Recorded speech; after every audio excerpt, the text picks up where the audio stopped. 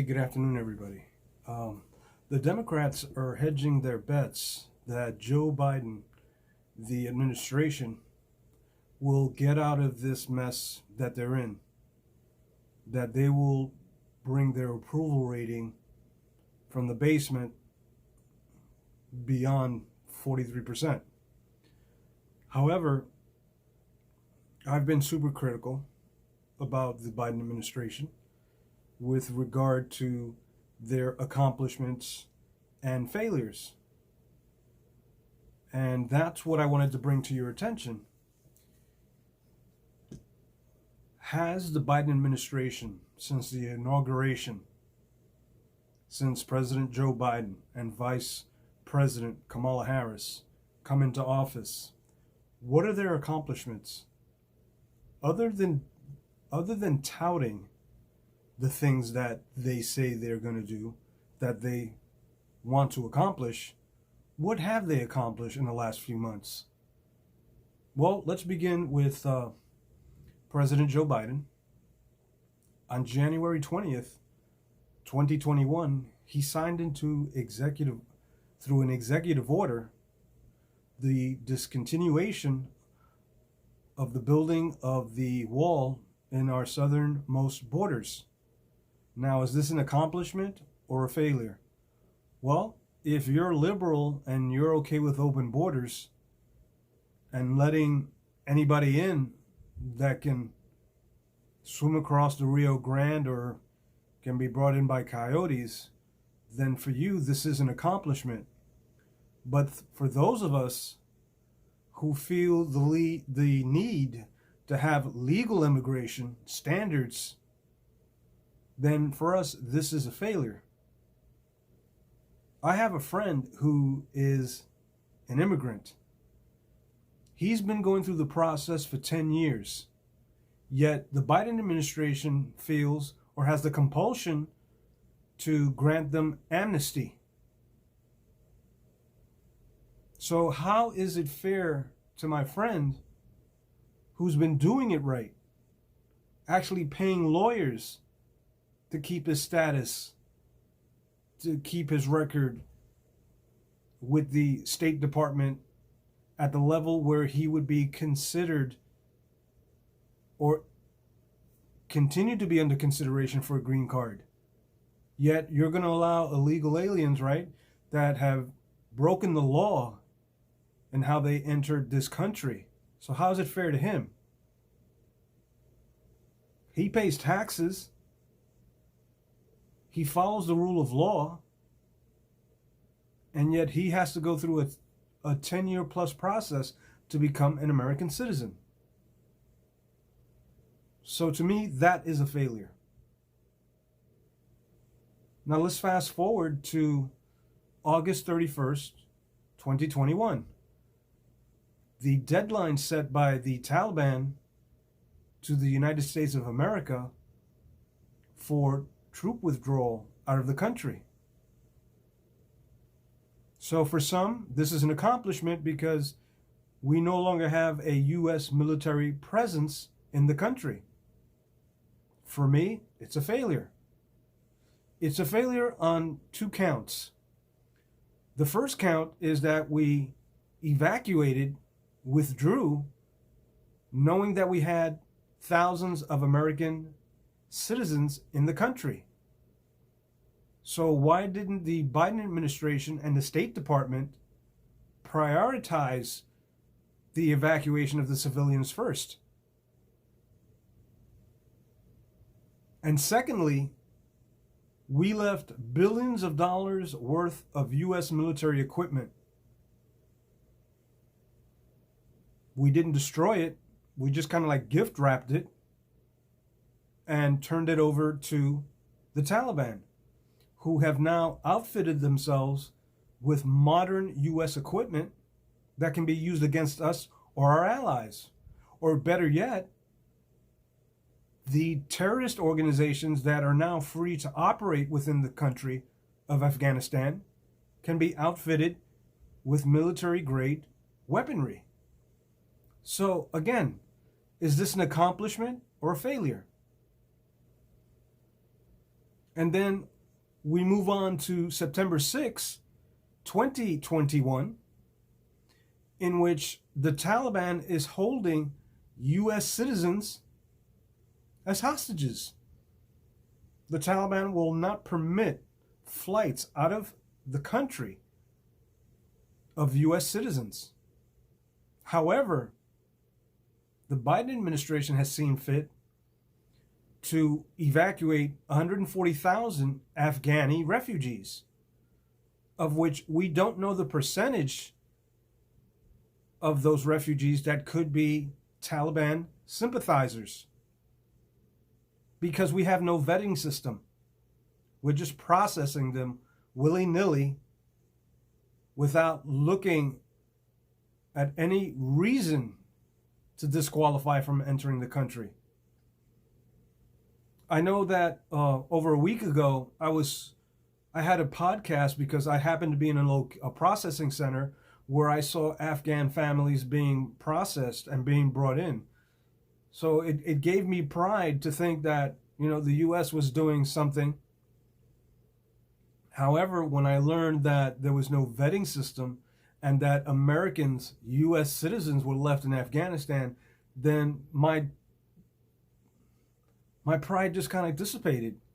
I became disappointed, and so should you. And let's move on to the Vice President, Kamala Harris. She is a token Vice President. A lot of the votes for the Biden-Harris campaign was based on the fact that she was a woman, would be the first woman to hold the seat of the Vice President. Is that an accomplishment or a failure? Well, for some, because of the aesthetic appearance of having the first female vice president in office, it's an accomplishment. For me, it is a failure. Regardless whether she's a woman or not, she was not qualified to hold the seat of vice president. And her so-called touting or boasting that she is a champion of women's rights, that she is a great humanitarian, comes into question when disgraced Governor Andrew Cuomo resigned his governorship of New York City for, of all things, sexual misconduct. But that governor, that coward, he took the easy way out. He resigned because they were planning on impeaching him, which would have prevented him from running for office again. But again, where was Kamala Harris, the champion of women's rights, when it was revealed that Governor Andrew Cuomo was being accused of sexual misconduct? So everybody was ready to write off the accuser, a female, and Kamala Harris was nowhere in sight. And what about the young women, young girls in Afghanistan? Where is our humanitarian, our champion of women's rights? So while she boasts that she is that so-called champion, young girls as young as 12 years old under Sharia law are being married off to older men.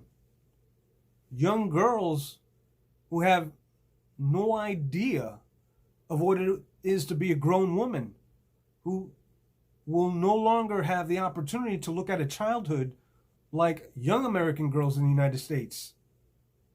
But where was Kamala Harris? Maybe there's an audio clip somewhere. Let me check. Let's hear what Kamala Harris has to say about, women who are sexually abused, women who are being degraded and treated as second-class citizens in Afghanistan. Let's hear what she has to say.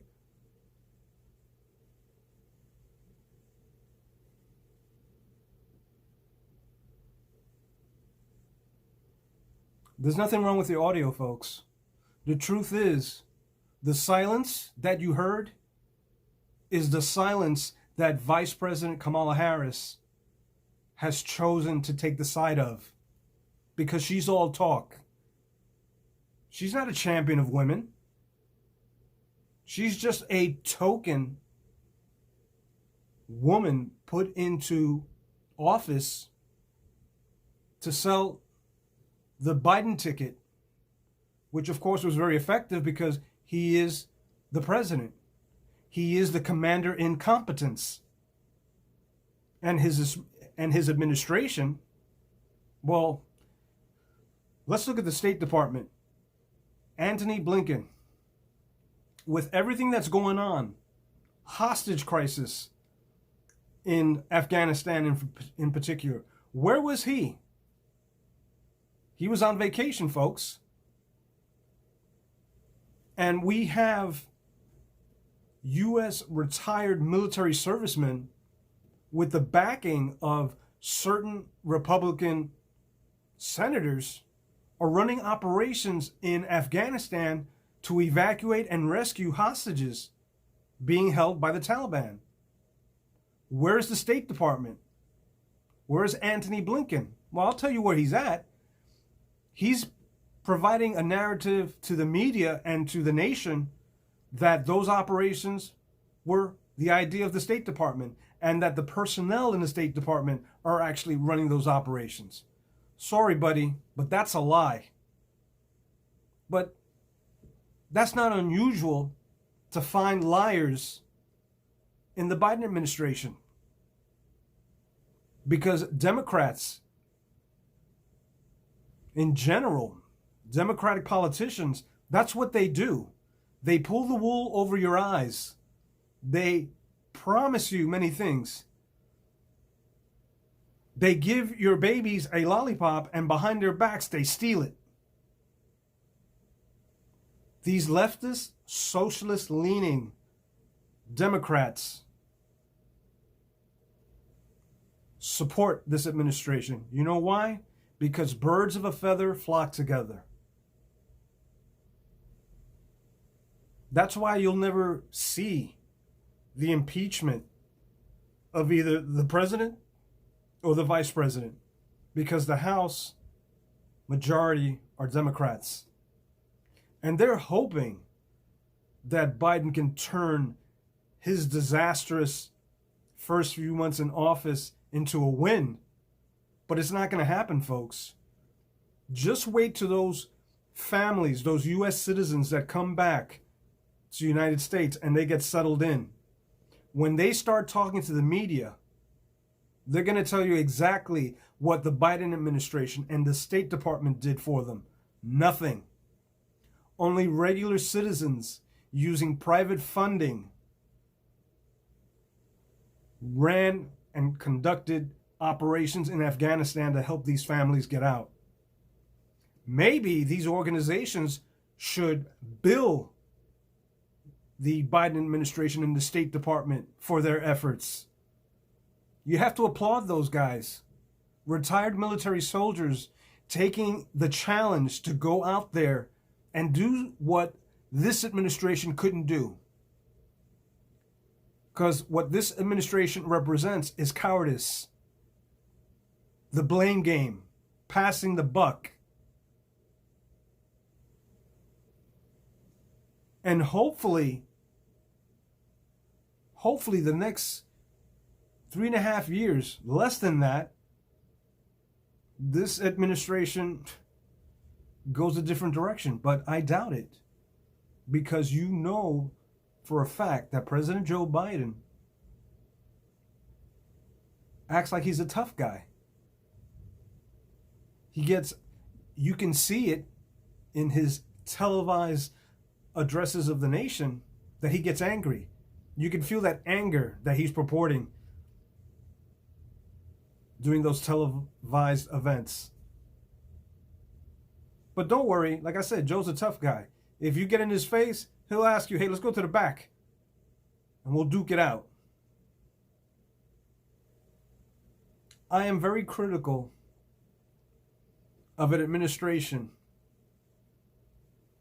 that sees fit to prioritize things like climate change, Governor Gavin Newsom's recall hopes to get back into office, versus the priority of leaving Afghanistan with U.S. citizens behind, with knowingly permitting the 13 deaths of U.S. Marines in Afghanistan. So, folks, if the Biden administration feels that their failures are their best accomplishments, we have no hope. We have no hope because we are not holding them accountable for what they're not doing and what they've done. This is an administration built on lies, deception, pulling the wool over the eyes of the nation. I think it's time that the people in this country get out of their seats and motivate themselves to get involved in what our politicians do and what our government does, and especially what the administration isn't doing.